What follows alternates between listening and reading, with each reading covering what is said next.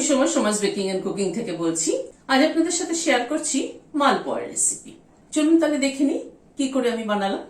এখানে ময়দা নিচ্ছি 125 গ্রাম, সুজি নিয়েছি 60 গ্রাম, মানে ময়দা যা নেওয়া হবে তার মোটামুটি হাফ কোয়ান্টিটি। এখানে চিনি নিলাম 4 টেবিল চামচ। যেহেতু মালপোয়াটা রসে ডোবাবো সেই জন্য চিনির পরিমাণটা এখানে একটু কম ব্যবহার করলাম। প্রায় 4 টেবিল চামচ ফ্রেশ নারকেল কোড়া আছে, খানিকটা মৌরি দিয়ে দিলাম, 4-5টা এলাচ থেতো করে নিয়েছি সেটা দিয়ে দিলাম, 4 টেবিল চামচ মতো গুঁড়ো দুধ দিলাম। গুঁড়ো দুধ দিলে টেস্টটা অনেকটা বেটার হয়। ড্রাই ইনগ্রেডিয়েন্টস গুলোকে একবার মিশিয়ে নিচ্ছি। ভালো করে ড্রাই ইনগ্রেডিয়েন্টস গুলোকে মিশিয়ে নিলাম। এবার অল্প অল্প করে দুধ দিচ্ছি আর একটা ব্যাটার তৈরি করছি।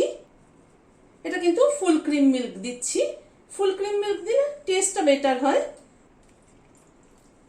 কেউ চাইলে পুরো দুধ দিয়েও করতে পারেন, আবার কেউ চাইলে হাফ দুধ হাফ জল দিয়েও ব্যাটারটা করতে পারেন। আমি আজকে পুরো দুধ দিয়ে ব্যাটারটা করব। ব্যাটারটা তৈরি করে নিলাম। আমি প্রথমে এই কাপের 1 কাপ নিয়েছিলাম, তারপরে এই কাপের ওপর থেকে এতটুকু কম নিয়েছিলাম, তো এতটুকু দুধ আছে। কনসিস্টেন্সিটা কিরকম আসবে একবারে আমি দেখিয়ে দিচ্ছি।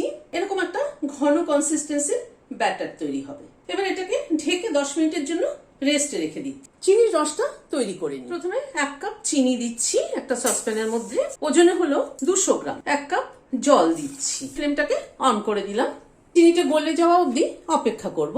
চিনিটা গলে গেছে, আর একটু ফুটে উঠুক, অন্তত 2-3 মিনিট একটুখানি রসটা ফুটুক। 3-4 মিনিট মতো রসটা ফুটলো। এটা কিন্তু কোনো একতার বা দুতারের প্রয়োজন নেই। মালপোয়ার জন্য সবসময় কিন্তু একটু পাতলা রস দরকার। চিনির রসটা ধরলে পরে হাতে একটা চিপচিপে ভাব হলেই হবে। এবার গ্যাসের ফ্লেমটাকে বন্ধ করে দিচ্ছি।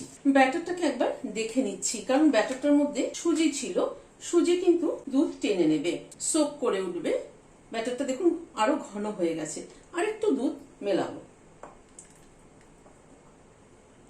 এইবার ঠিক আছে। সাদা তেল বসিয়েছি, তেলটা গরম হয়ে এসছে। 1 হাতা নিয়ে দিয়ে দিলাম। একটু তেল উপর দিয়ে এরকম ছড়িয়ে ছড়িয়ে দিচ্ছি। উল্টে পাল্টে লাল করে ভেজে নিলাম। তুলে নিচ্ছি, সাইডে রেখে একটু তেলটাকে ঝরিয়ে নিচ্ছি। এবার রসে ফেলে দিচ্ছি। রসটাকে একটুখানি গরম করে নিয়েছি। রসটা একটুখানি ঠান্ডা হয়ে গিয়েছিল মালপোয়াটা ভাজতে ভাজতে। মালপোয়া গরম হবে এবং রসও গরম হবে, তাহলে রস কিন্তু ভালো ঢুকবে মালপোয়ার মধ্যে। খেতে কিন্তু দারুণ হয়েছে। রসটা একদম ভীষণ ভালোভাবে কিন্তু মালপোয়ার মধ্যে ঢুকেছে।